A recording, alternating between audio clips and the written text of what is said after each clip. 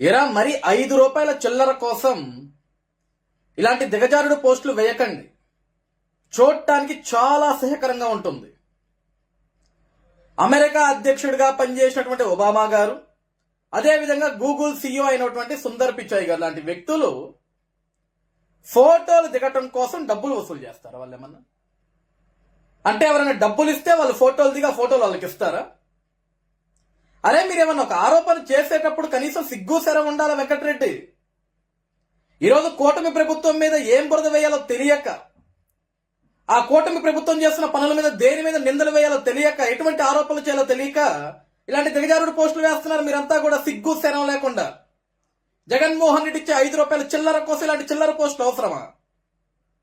ఈరోజు అమెరికా అధ్యక్షుడుగా పనిచేసినటువంటి ఒబామా గారు కానీ, గూగుల్ సీఈఓ అయినటువంటి సుందర్ పిచాయ్ గారు కానీ డబ్బులు తీసుకొని ఫోటోలు ఇస్తారా? ఫోటోల కోసం డబ్బులు తీసుకుంటారా వాళ్ళు ఏమన్నా? ఇలా మీ నాయకుడు జగన్మోహన్ రెడ్డి ఎంత వసూలు చేస్తుంటారా ఫోటోలు దిగితే? అంటే ఈరోజు మీ నాయకుడు జగన్మోహన్ రెడ్డిని కలిసే ప్రతి ఒక్క వ్యక్తి కూడా, జగన్మోహన్ రెడ్డి దగ్గర ఫోటో దిగే ప్రతి ఒక్క వ్యక్తి కూడా ఎంత ఇస్తుంటాడరా? ఎంత వసూలు చేస్తాడు జగన్మోహన్ రెడ్డి? 11 రూపాయలు వసూలు చేస్తాడా? సిగ్గనేది ఉండాలా. మన కడుపుకు తినేది అన్నమే కదా, అశుద్ధం కాదు కదా. అరేదన్నా మీకు నిజంగా కూటమి ప్రభుత్వం తప్పు చేస్తుంది, పలానా తప్పు అని వేలెత్తి చూపించండి, దాని మీద ఆరోపణలు చేయండి. ఇలాంటి దిగజారుడు పోస్టులు, ఇలాంటి సిగ్గులేని పోస్టులు ఏంటి? ఏం చదువుకున్నావురా నువ్వు? ఇంత పనికిమాల వెధవలందరూ కూడా వైఎస్ఆర్సీపీ పార్టీలో తగలడ్డారు. ఆంధ్రప్రదేశ్ రాష్ట్రానికి పట్టిన గ్రహణం ఏదన్నా ఉంది అంటే అది వైఎస్ఆర్సీపీ పార్టీయే. మీలాంటి ఎదవలందరినీ జగన్మోహన్ రెడ్డి వెంటేసుకుని వెనకేసుకుని తిరుగుతూ ఉన్నాడు, మా ఓడు గొప్ప మా ఓడు గొప్ప అని. పనికిమాల స్క్రాప్, పనికిమాల దరిద్రులంతా కూడా వైఎస్ఆర్సీపీ పార్టీలోనే తెచ్చారు. పనికిమాల ఎదవలారా. ఈ పరకామణి కేసులో ఆ రోజు హుండీ డబ్బులు ఎక్కిస్తూ చిన్న చోరీ, 9 నోట్లు, $9, 72,000 విలువ అంతే. ఏకంగా 14 కోట్ల రూపాయలు వర్త్ టీటీడీకి దేవునికి రాసిచ్చినాడు వాళ్ళ కుటుంబం. ఏది చేస్తా ఉన్నారు స్వామి మీరంతా? పాపం ఏదో చిన్న చోరీ అంతే కదా, ఏదో బ్రతుకు తెరువు కోసం ఒక చిన్న దొంగతనం చేశాడండి. దానికి ఎందుకు రాదంతం అంతా? పాప ఆయన చోరీ చేసింది కేవలం 72,000. 72,000 చోరీ చేసినందుకు 14 కోట్ల రూపాయలు టీటీడీకి కట్టాడు ఆయన. కేవలం 72,000 రూపాయలు చోరీ చేసిన రవికుమార్ టీటీడీకి 14 కోట్ల రూపాయలు కట్టాడు, వాళ్ళ కుటుంబంతో మొత్తం కలిపి. పాపం ఎంత జాలిగుండే. కానీ 72,000 చోరీ చేయాల్సిన అవసరం ఏమొచ్చింది? రవికుమార్కి 14 కోట్ల రూపాయలు టీటీడీకి ఇచ్చేంత ఆస్తులు తన దగ్గర ఉన్నప్పుడు ఈ 72,000 చోరీ చేయాల్సిన అవసరం ఏముంది? దానికి సమాధానం జగన్మోహన్ రెడ్డి గారే చెప్పాలా. పాపం జగన్మోహన్ రెడ్డి గారు చెప్పిందా కూడా వాస్తవమే. ఏదో చిన్న దొంగతనం చేసిన దానికి ఇంత రాద్ధాంతం చేస్తారా? ఆయన తిరిగి 14 కోట్లు టీటీడీకి కూడా కట్టాడు, ఎందుకు రాద్ధాంతం అంతా అని. మరి వాస్తవమే కదా. 1,00,000 కోట్లు దోచుకున్న దొంగ, 16 నెలలు జైల్లో ఉన్న దొంగ జగన్మోహన్ రెడ్డిని మనం ముఖ్యమంత్రిని చేసుకున్నాం.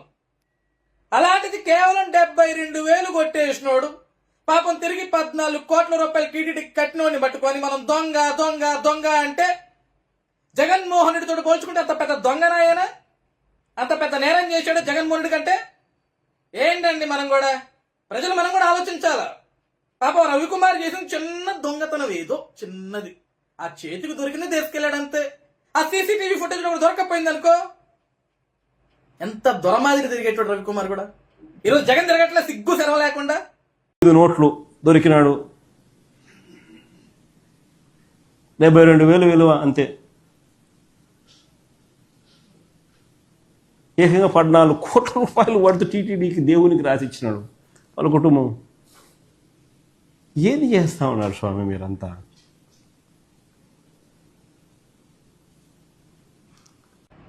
క్షమించండి జగన్మోహన్ రెడ్డి గారు, ఈ వాస్తవాలు మాకు తెలియదు కదా.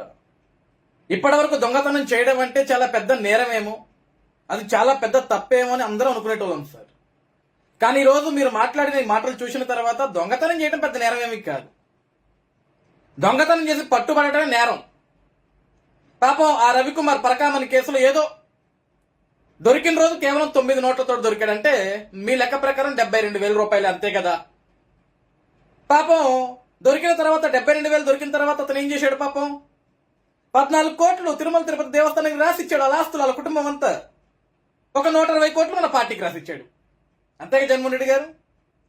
పాపం దొరికిన రోజు కేవలం 72,000 దొరికిన అతని దగ్గర ఈరోజు తిరుమల తిరుపతి దేవస్థానం కనీసం జాలి దయ లేకుండా 14,000 కోట్ల ఆస్తులు రాపిచ్చేసుకుంటారు అతని దగ్గర.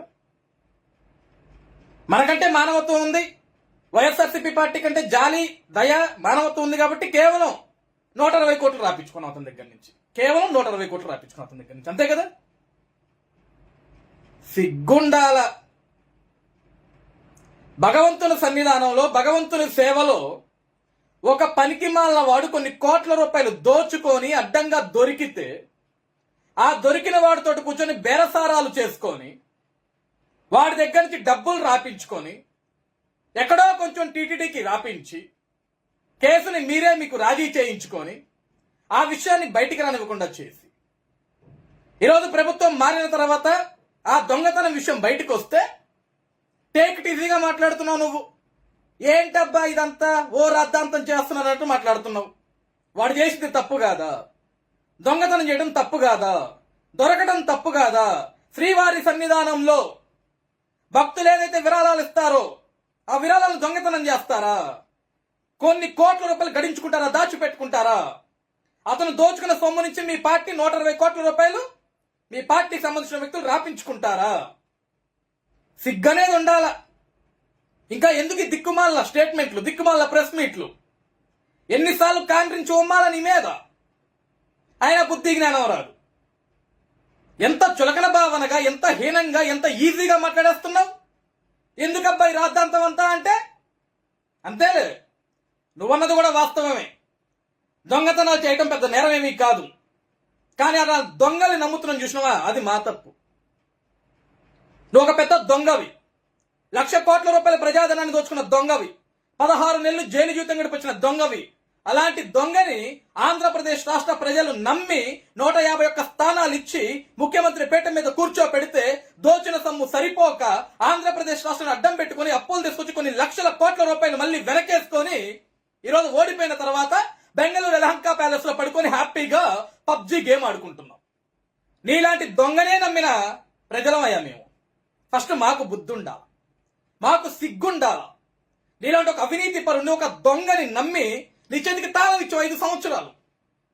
బాగా జాగ్రత్తగా చూసుకోవయ్యా మా రాష్ట్రాన్ని, మా ఇల్లుని అని. కానీ మా ఇల్లు మొత్తాన్ని దోచేసావు, రాష్ట్రం మొత్తాన్ని దోచేసావు, సర్వనాశనం చేశావు. ఈరోజు సిగ్గు లేకుండా ఇంకో దొంగకి వత్తాసు పలుకుతూ ఏం జరిగిందా, మా అంటే 72,000 దొరికినాయి, 14,000 కోట్ల రూపాయలు తీసేసుకున్నారు కదా అంటే వాడు దానం చేశాడా? మాకు తిరుమల తిరుపతి దేవస్థానానికి వాడు ఏమైనా దానం చేశాడా? వాడి సొంత ఆస్తులు ఏమైనా ఇచ్చాడా? శ్రీవారి సన్నిధానం నుంచి దోచేసిన సొమ్ముని ఇచ్చాడు. అందులో 120 కోట్ల రూపాయలు మళ్ళీ మీ పార్టీకి సంబంధించిన పనికిమాల వెధవలందరూ తీసుకున్నారు. ఈరోజు ఆ నిజాలన్నీ బయటకు వస్తున్నాయి. ప్రతి ఒక్క వాస్తవం బయటకు వస్తుంది. ప్రతిదీ భగవంతుడు చూస్తున్నాడు. ఏం బ్రతుకు జగన్మోహన్ రెడ్డి గారు, అసలు ఇది ఇంత సిగ్గులేని బ్రతుకు, ఇంత సిగ్గుమాల బ్రతుక. దొంగతనాలు చేయడం అనేది వైఎస్ఆర్సీపీ పార్టీ దృష్టిలో పెద్ద నేరమేం కాదండి. ఒక దొంగతనాలే కాదు, సొంత కుటుంబ సభ్యుల్ని పదవుల కోసం గొడ్డలతోటి అతి ఘోరాతి ఘోరంగా నరికి చంపినా అది నేరం కాదు. హత్యలు చేసి డోర్ డెలివరీలు శవాన్ని చేసినా అది నేరం కాదు.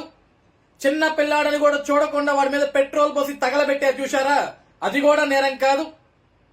వీళ్ళ దృష్టిలో నేరం ఏదన్నా ఉంది అంటే రాష్ట్రానికి పరిశ్రమలు తీసుకొస్తే అది పెద్ద నేరం, రాష్ట్రానికి రాజధాని అయిన అమరావతి నిర్మాణం చేస్తే అది పెద్ద నేరం, ఆంధ్రుల జీవనాడైన పోలవరానికి నిర్మాణం పరుగులు పెట్టిస్తుంటే అది ఇంకా పెద్ద నేరం, ఏదైతే పేదవాడికి అన్నా క్యాంటీన్ల ద్వారా 3 పూట్ల కడుపు నింపుతున్నామో అది అన్నిటికంటే పెద్ద నేరం. దొంగతనాలు చేయటం, హత్యలు చేయటం, పెట్రోల్ పోసి తగలబెట్టటాలు, హత్యలు చేసి డోర్ డెలివరీలు చేయటాలు వైఎస్ఆర్సీపీ పార్టీ దృష్టిలో, జగన్మోహన్ రెడ్డి దృష్టిలో పెద్ద నేరమేమీ కాదు.